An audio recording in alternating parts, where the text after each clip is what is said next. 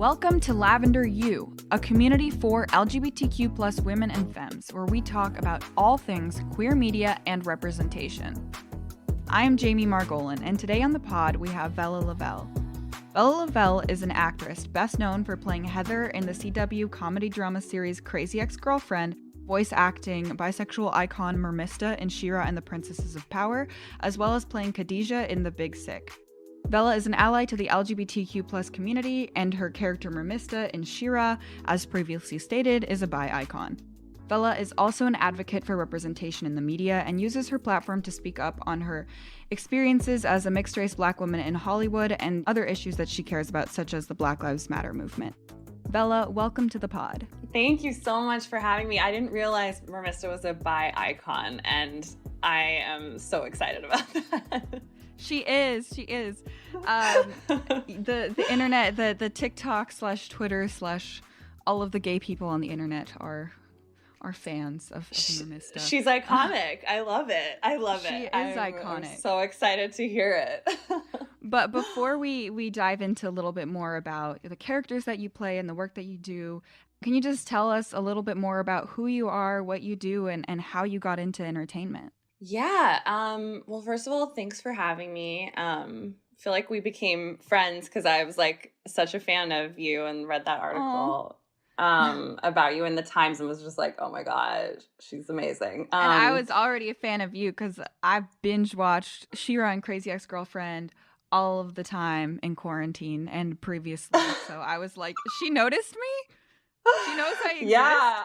Oh my gosh. I was like, Jamie's done more with her life than I have in mine. No. And ever will. No. No, truly, I'm like so happy to be here and happy you're doing Aw. this. Yeah, I mean, I don't know. I was one of those people who just kind of loved to entertain. I grew up in a single mom household and just like loved to make my mom laugh and was just like constantly trying to like perform and be weird and wacky.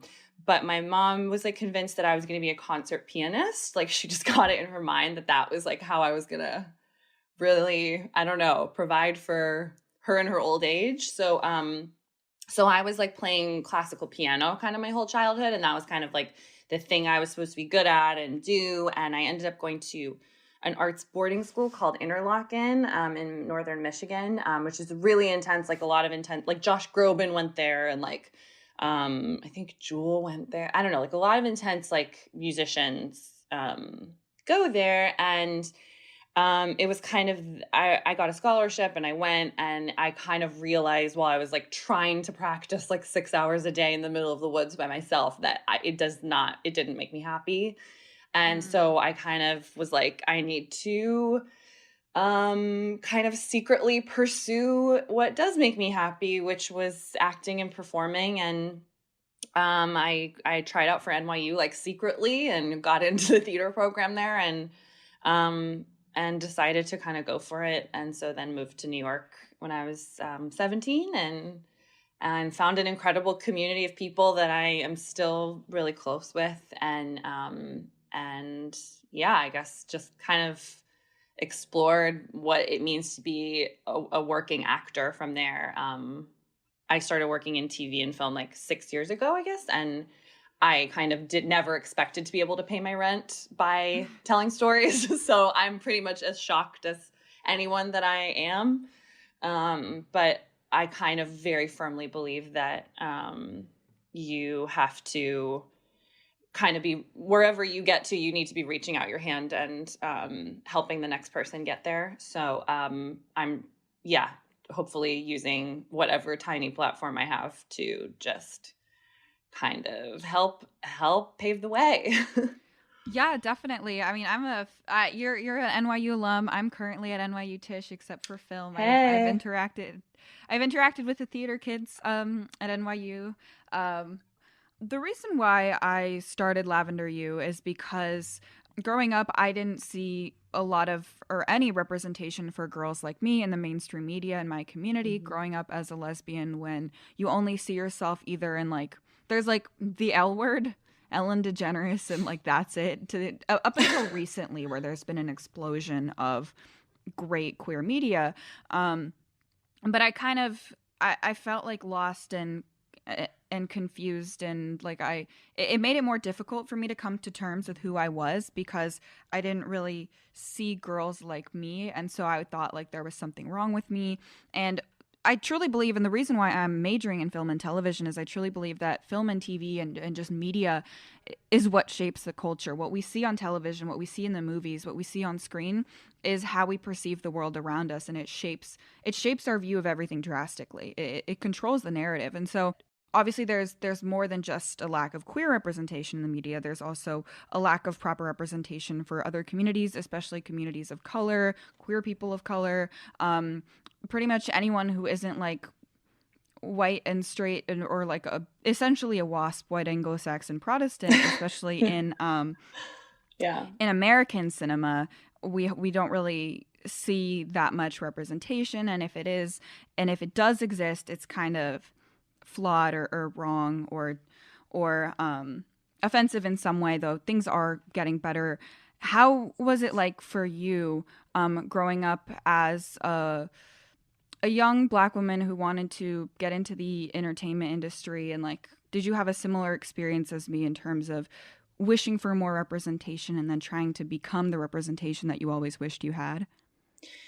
Yeah, I mean, honestly, like when you're just talking about that, I relate so hard just in that like loved stories and loved old movies and loved musicals, and there's just little to no Black people, let alone like, I'm like mixed race, and like it was just kind of like there was no one that I saw that looked like me. But like I think even more than that, I don't know if you relate to this or this was your experience, but I think you start to internalize that. And Yes. It's not that like I'm kind of disappointed in myself, because I'm like, it's not that like I watched it and said like I need to be up there. I just thought like, oh, there's just no one there. Like it kind of just like starts to work on your psyche. It's one of those things you don't realize how pervasive that narrative is, that you can love something, you can sing all the songs, you can like know every line of a movie, but like the fact that there's no one that like kind of shows that like you could be there is really it's like subliminal messaging that I don't think I realized how powerful that was until honestly like I grew up and was just like, oh, like there's nobody. And like, yeah, we're starting to have representation, but I think what a lot of people notice is that often characters who are Black, who are gay, like who are just anything other than the straight white man, are often not three-dimensional, and often they're asked to be in the box that we're quote unquote used to seeing people in. And that is also dangerous. It's like, it's not just great to have like the stereotypical sidekick if you're not going to make them a human being.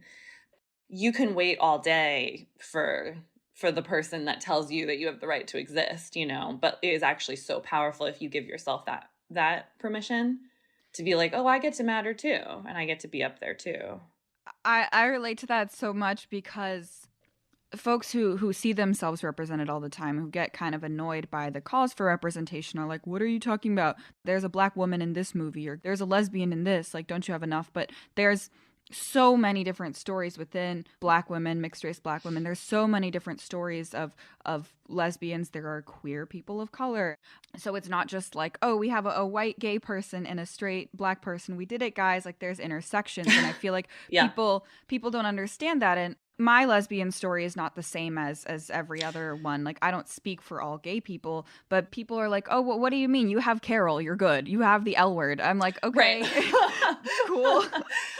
We gave you one movie, you're welcome. And you're just like, no. Like, I mean, sometimes if you just imagine what it's like to be a straight white man and just think of like every movie is made for you. Like, you can literally just like, sometimes I think about it and I'm like, what would the confidence level be if you were just like, if I like for myself just was like constantly inundated with someone who looked like me and had my experience? I think I would just feel incredible.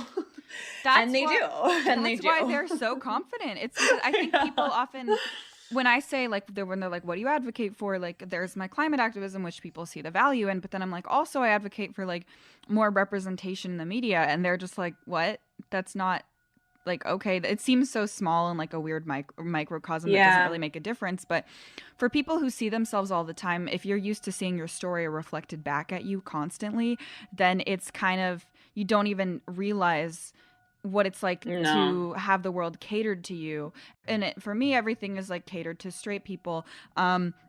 And so everywhere I turn, it's just straight people, straight people, straight people. And straight people don't notice that. They're not like, why is there only one story being told? They're like, this is the norm. And then if there's like a gay movie, they're like, oh, okay, you got one. The homosexuals have a film. Congrats. Heart emoji. Mm-hmm. Continue. Mm-hmm. And then Mm-hmm. I remember I was tweeting at I think it was different directors and stuff about like, can you make more representation in your films? Like, I'm a big Disney fan. I was like, why can't you got with the whole when Frozen 2 came out, there was like a big push of like, she's gay, Elsa's a lesbian. Like, why can't you? Mm. Like, Disney was queer baiting a lot. They were like, I don't know, like we might give her a female love interest. JK, we won't. And so, and so they were like kind of pandering to gay people who related to her character to the character But of then Elsa, but then not they actually didn't taking that actually into account. deliver. And after that happened, and after I saw the movie, I was like, that's it.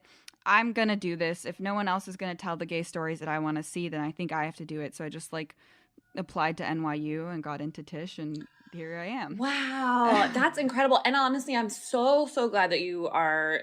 I mean, I'm like, I feel like the film industry is very lucky to have you. But because, representation is not just about, I think a lot of people think it's just about what you're watching on screen, and that is very powerful. But I think so much of it is about who is behind the screen and who is creating things and honestly, who is saying yes and who is at the very top.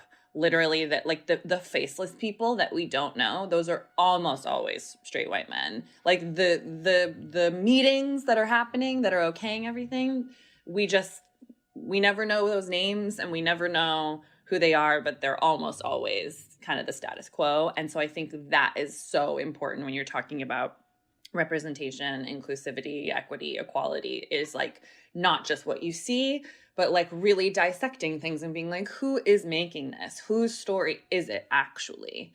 And I think you can tell. I think there's been so many exciting developments that are long overdue that are happening recently. And then you start to be like, start reading the credits and being like, who made this movie and who wrote it, Like I can tell when a gay movie was made by a straight person, and I'm sure Of you can tell course. if like a movie about black folks is made by a white person. Like that's Yeah, pretty easy. and like honestly, I was just like on a panel for this great company called RealWorks that works with young like aspiring filmmakers in New York, and we were on a town hall panel, and we were just talking about, it's not that, because I do think it's creativity. Like, it's not like a straight person can't write a great gay character. I mean, there's been plenty of them.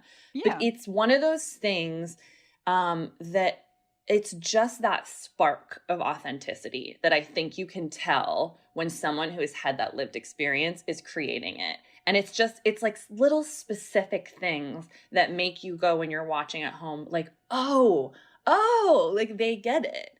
Like whatever it is. And it's like I think that you probably can have an example. Like I've had examples of just kind of being like, oh my gosh, yeah, like they know what that's like, like they know what it's like to have that experience because they put in that little detail. And I think that is the thing that makes the difference in terms of actually achieving representation, is you feel really seen when you can just tell that someone with that lived experience has created the show or the movie or whatever it is you're consuming. And it means the world to you. So let's talk about like some of the things that you've done. Both of the shows that you're most known for, Crazy Ex-Girlfriend and She-Ra and the Princesses of Power, are both made by non-white men. It was two women who co-created Crazy Ex-Girlfriend, and then Noelle Stevenson, who is a genderqueer lesbian, created She-Ra and the Princesses of Power. So we're talking about women who have been writing the roles that you've played. Mm-hmm. Maybe we should dive into She-Ra and the Princesses of Power. For those of the people listening who haven't watched the show, which honestly, like, shame on you. It's on Netflix. Go watch it. Everyone is gay. Shame on you. There are Shame. it has a all pretty much all female / non-binary writers room, and everyone is gay.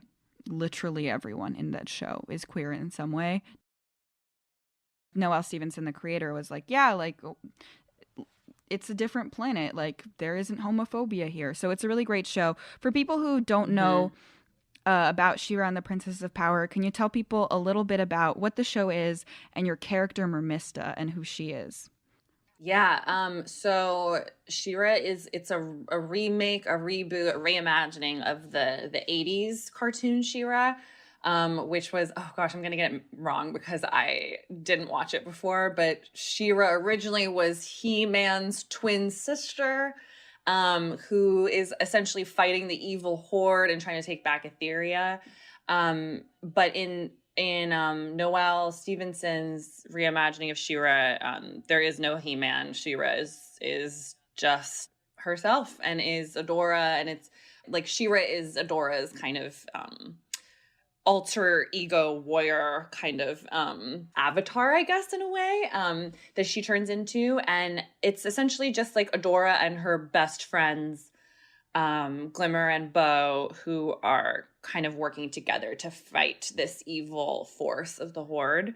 And I play Mermista, who's the mermaid princess. She can turn into a mermaid, and which was my dream.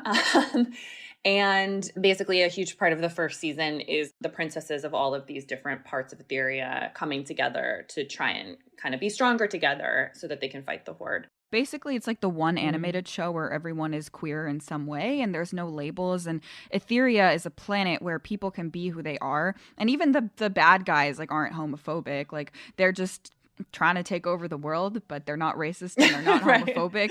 So it's like, even in a world where there's some really bad stuff going on, racism and homophobia just doesn't exist. And no one ever, like, has this big coming out scene. Like, the main characters, Catra and Adora, are lesbians and they are very much in love with each other. And that's like the whole thing is basically one angsty, like, long stretched out their like weird tension between them.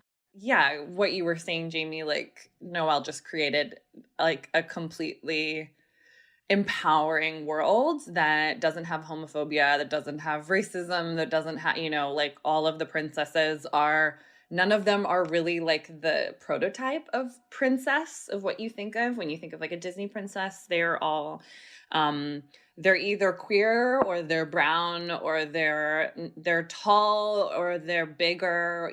They're just so many different untraditional types of princess, which warmed my heart. And honestly, it's one of those things when I found out I got She-Ra, I didn't know all of this stuff. Like, I feel so lucky that I feel like I like fell into this incredibly empowering world. And so it was just every recording session I would go in and learn a little bit more about the world, and my heart just would like grow every time I was in there, because I was realizing like what a cool, smart, incredibly capable person Noelle is, and that I was so glad that that I got to work with them, and that like that's who was at the helm.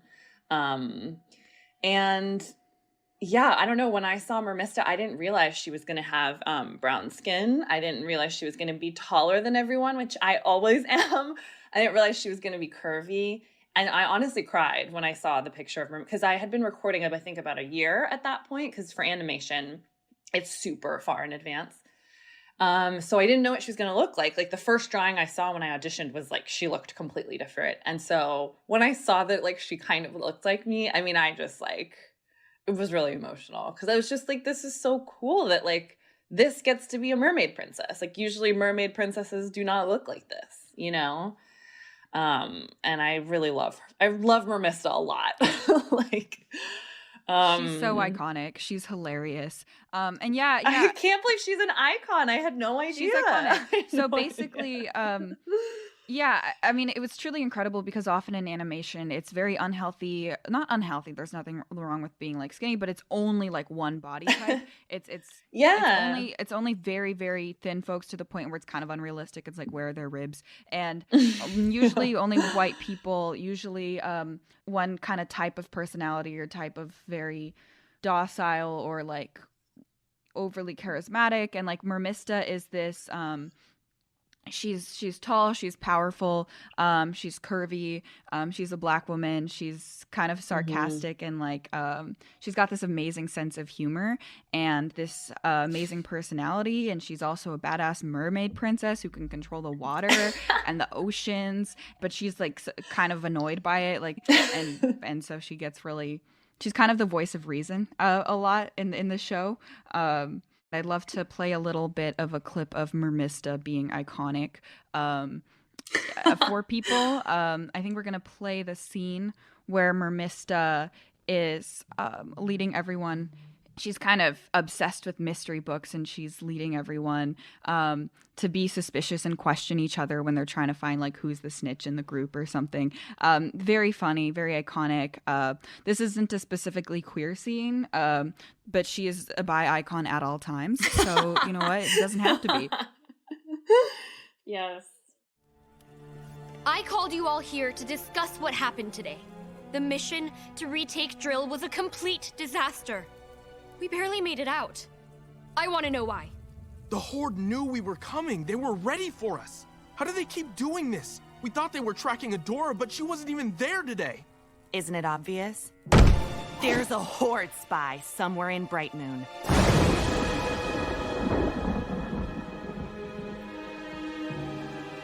And no one is going anywhere until we figure out who it is. Mermista, it's very unlikely that there's a spy. We need to investigate. Obviously, I'll be the lead detective since I've read every single Mermystery book. Mer what? Mermystery! It's only the best undersea mystery novel series ever. There's like 18 of them. It taught me everything I need to know about solving mysteries. Murder mysteries! Ugh. But no one's been murdered? Yet. First, we need to question the suspects. Who are the suspects? Everyone is a suspect. Everyone? Is anyone else sweating? I'm sweating. This is a waste of time. We know that the Horde is pulling their troops back to prepare for something big. That's what we should be investigating. No, Mermista's right. And we know it can't be me the Horde's tracking since, once again, you used me as a distraction today. A spy is really the only thing that makes sense. Maybe they didn't fall for the distraction because you're a bad actress. And who would the spy even be anyway? How about the Horde officer who's living at, I'm sorry, being held prisoner at Bright Moon? Shadow Weaver has actual shadow spies. We met them. Shadow Weaver does seem like the obvious suspect, which means it definitely isn't her. It's never the obvious one, like in Mermystery, the Pearl who knew too much. You think it's the Pearl, but it's not. Spoilers! It's time to interrogate the castle!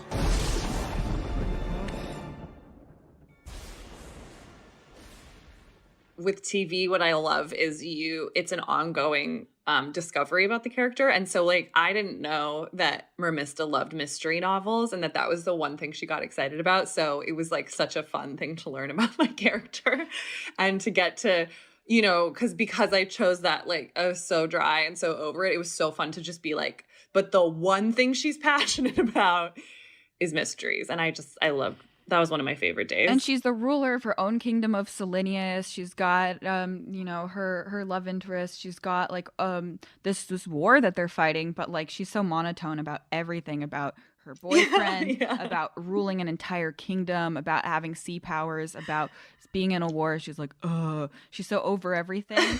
About like, Yeah. like when her entire kingdom gets destroyed in one of the episodes, she's just like eating ice cream and just like nothing means anything anymore. Like, but the one thing that animates her is mystery novels, which is so funny. Yeah, and I think she has like, I don't know, it just showed that like no one is one dimensional. No one is just like, I'm sarcastic and I hate everything. It's like, no, like Mermista fucking loves mystery novels. She loves them, and that gets her really excited. And like, I think it just like points to when you just give someone layers, when you're just like, she's not just this, she's also this.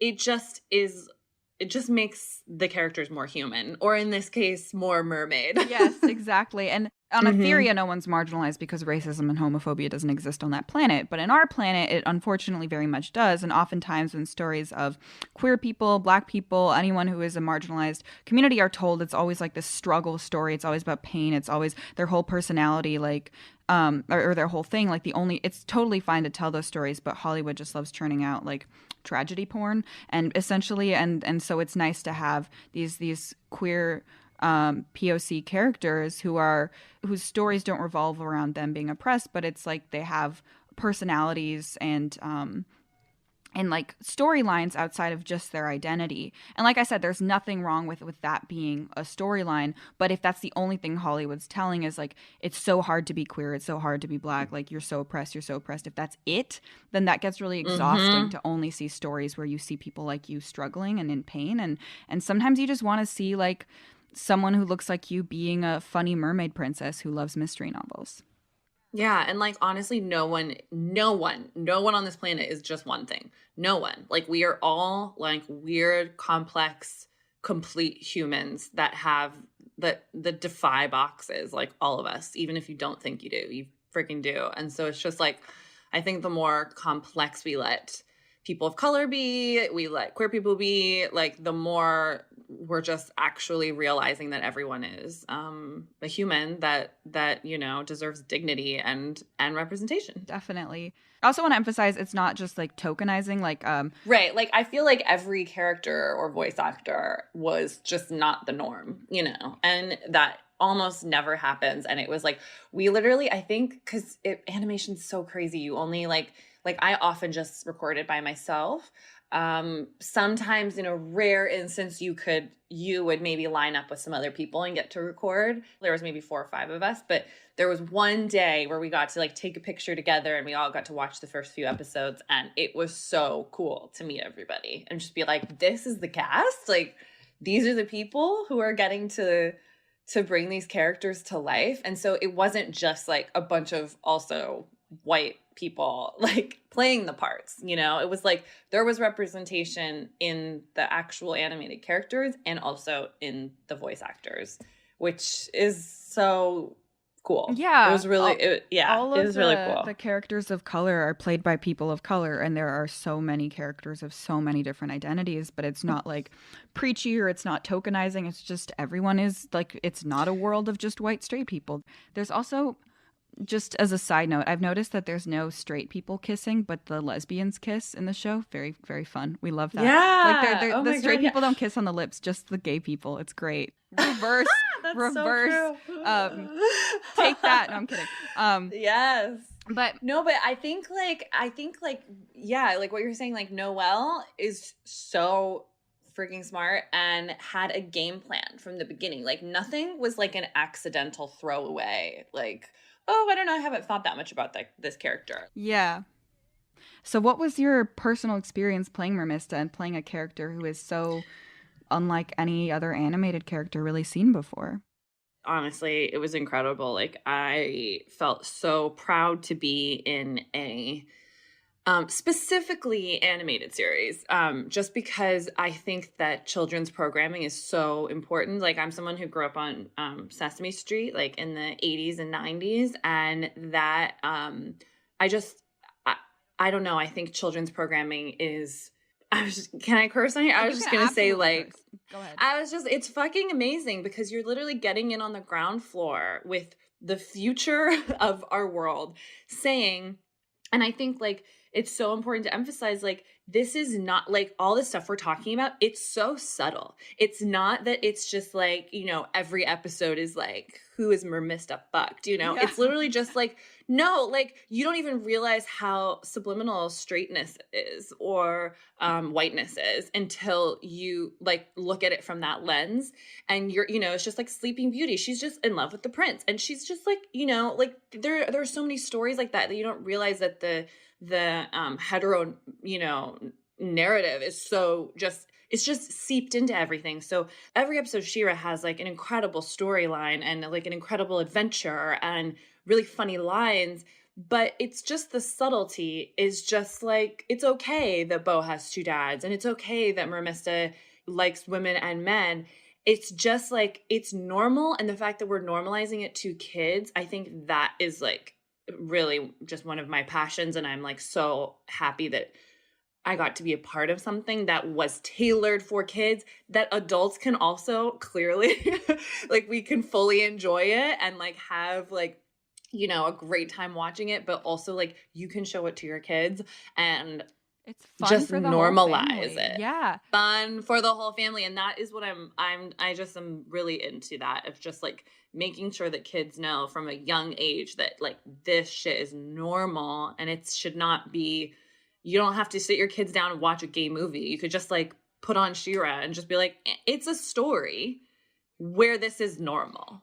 Not like, it doesn't have to be like the point of it and like, you know what I mean? I don't know. Yeah, exactly. And it's not like, nowhere in there is Mermista like, I am bisexual, guys. I need to sit you down and tell you. I know it's weird that I've dated both women and men, and oh my God, oh, how scandalous. No, it's not a thing. It's people, she's like, oh God, that's my ex, and it's a woman, and oh God, that's my ex, and it's a man, and oh God, that's my ex, and it's a non-binary person, and it's not like, it's just who she is, and it's fine. And Adora and Catra are never like, guys, we're lesbians. It's just like, oh, they're in love, cool.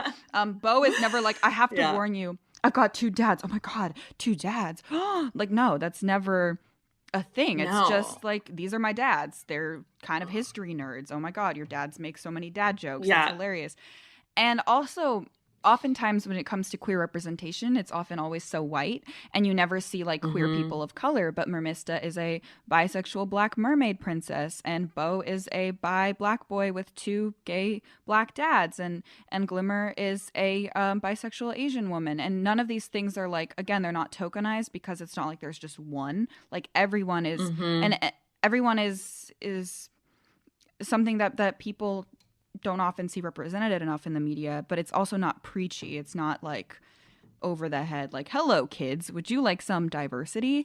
Totally. And that's what I'm like, that's like the thing that I'm like, I don't know, I'm just really proud that I got to be a part of it. And that it was really like, I don't know, it was honestly such a gift. And I get so excited when people tell me that their kids watch it, or that that they like showed it to their niece or their nephew or whatever. Like, I just am really, I don't know, I'm really happy about it. I hope to be a part of like more animated series that are as cool as that. I don't know if I will. Like, I kind of peaked with my first voiceover gig. Well, I mean, I do plan to write for animation, and I am a big fan of you, so wink, wink. Great. Well, just call me. Call me, Jamie. I will. Just like, absolutely. Just come find me. So you also play another, you were a little bit typecast for a moment there. You also play another kind of dry, sarcastic, iconic character in the show Crazy Ex-Girlfriend. So can you tell us a little bit about Crazy Ex-Girlfriend and who you play? Yeah, so Crazy Ex was a 4-season show that's now on Netflix, and it starred Rachel Bloom, and Rachel and Aline Brosh McKenna created it. And it's about a young lawyer in New York City who decides to like give up her career because she runs into her boyfriend from camp, and when she was a teenager, and she realizes that he lives in West Covina, California, which is like a suburb of Southern California, and she decides on a whim to like follow him there. And it's also a musical, but it's about like mental health and pursuing happiness and kind of finding your most authentic self, and kind of the exploration of that. But I don't think a lot of people know it's a musical, so I just have to keep repeating that it's a musical. It is a musical. And then I played Heather, who was initially Rebecca, who Rachel plays, Rebecca Bunch's neighbor, and then I think we moved in together. I think this season 2. I can't remember anymore. You guys were roommates for like season 2. A while. Roommates, a fat minute roommates. Yeah, Heather was just like part of the crew. Yeah, so Crazy Ex-Girlfriend is another show where there are so many queer people, and it's also in a casual way, though it does exist on planet Earth. Yeah. So like stigmas and stereotypes and stuff like that do exist. But I love, like, Heather's character. She only dates men in the show, and, like, there's no mention of her being queer, but she just gives me such bisexual energy with her little... I know. I feel like she should have everyone been online bi. was always like, she's bi, she's bi. Like, everyone was always She just just kind of gave like, me big bi energy. And, like, yeah, she would always totally. have, like, these little... The way she dressed, she'd have, like, these streaks of colors in her hair that would always be, like, a color of the bi pride flag. And I'd be like, oh, and just the energy. Oh my God. Just the energy. Wait, are you I didn't know that, but I always chose all my colors. Oh my So God. that's really funny. Purple? I didn't even, that was, Pink? yeah, and red.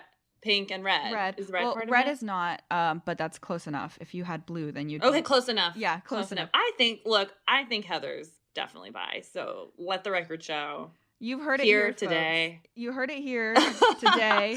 The rumors were true. The rumors the were internet true. guessed it. The internet gets it. Vella Lovell, can you say one more time for the internet? Is Heather bisexual?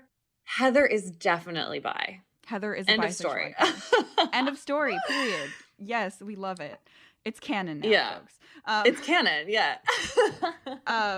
But so what was your experience like being on set? You know, when we talked about before about like lack of representation and racial stereotypes in the media, and there was this one scene in Crazy Ex-Girlfriend where I feel like it was handled very well, where there was this like diversity program that Heather's white boss is trying to get her to sign up for, but he's well-meaning, but he's kind of ignorant.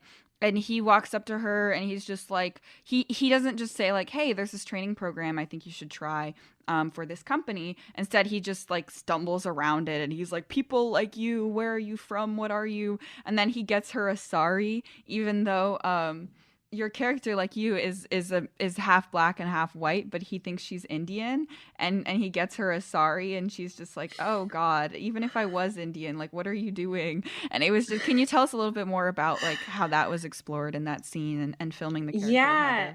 So that scene was, or that kind of episode, I actually went into the writer's room and kind of gave them a bunch of experiences that happen to me in my life all the time, and that one is a huge one. I'm I guess ethnically ambiguous, and I really don't have enough time in the day to tell you how many times I've had that conversation where someone just is like, so where are you from? But like, where are you really from?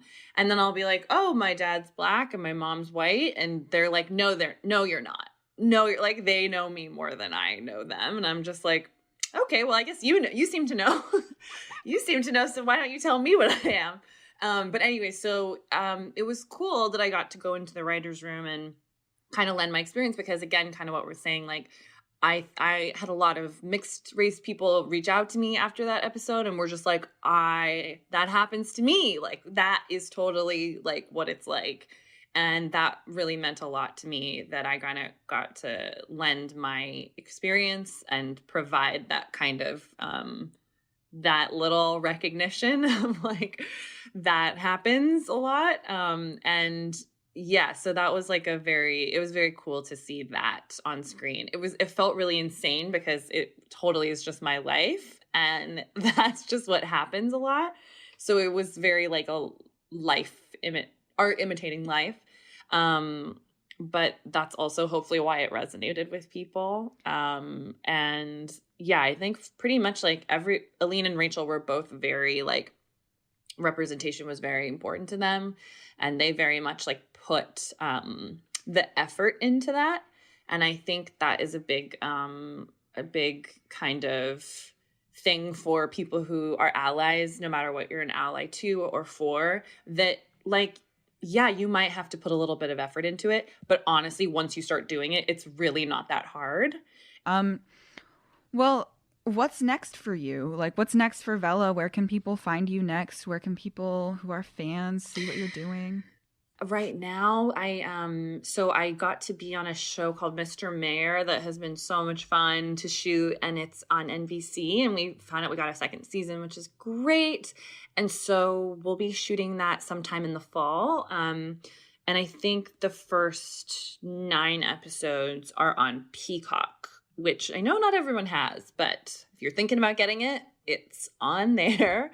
And that was really fun. And Ted Danson and Holly Hunter are in it, and Bobby Moynihan from SNL. And it's just like a lot of really, really funny people. So I'm there. I'm living in Peacock now, if you want to check that out. And then I'll also I'm guest starring on a show called Forget Normal that's going to be on Amazon, coming out, I hope, later this year. And that's been a great experience too. So hopefully, hopefully you'll see me later this fall on your screens. Awesome. Is there any last parting wisdom or advice that you have for the people listening who maybe want to be an actress like you and create take up the space in Hollywood that their communities haven't been historically afforded? Like, what is your advice for people who aspire to do what you do? My advice is that people want to put you in boxes. I think it's a very primal animal thing that people, if someone doesn't understand you, they want you to fit in a box. And I feel like I am just learning how powerful it is when you refuse to put yourself in a box, and you let yourself be complex, and you let yourself be messy, and you let yourself be weird, and you let it not make sense, and you kind of see the power in your own individuality, because that, I think, is what makes us all human, is how messy and weird and complex we are. And so I can't tell you how many times people have told me that I don't make sense, or that they don't see it working out for me because of X, Y, and Z. And if I had listened to them, then I would just be doing something I didn't want to be doing. And living a version of me that wasn't actually helpful to anyone. So yeah, I would just say when that happens, just try and let it in one ear and out the next, and keep digging into that authentic version of yourself. Because that's what I think the world needs more of, honestly. Amazing. Thank you so much for joining us, and I'm sure our listeners got a lot from you today. You're amazing, and I hope to see you in many more amazing shows to come. And later down the line, when I write different animated things, I will definitely give you a call. You better call me. I will, 100%. Thank you, Jamie. Thanks for having me. Thanks for listening to this episode of Lavender You. Our show is produced by Goal 17 Foundation, and our theme song is Love Line by the one and only Zolita. We release new episodes every other Thursday, so make sure you rate, and subscribe on Spotify, YouTube, SoundCloud, Apple Podcasts, Google Play, or wherever it is you get your podcasts. And follow us on social media too. We are at Lavender You Pod, that's YOU, on Instagram, TikTok, Twitter, and Facebook. And if you're a queer person out there who's just feeling alone or sad or anxious, or no one in the world understands what it's like, know that you are not alone. Lavender You is a community of people who love and accept you, and our DMs on social media are always open if you need to talk. Send us a message anytime. We are here for you. See you next episode, and until then, long live the gays!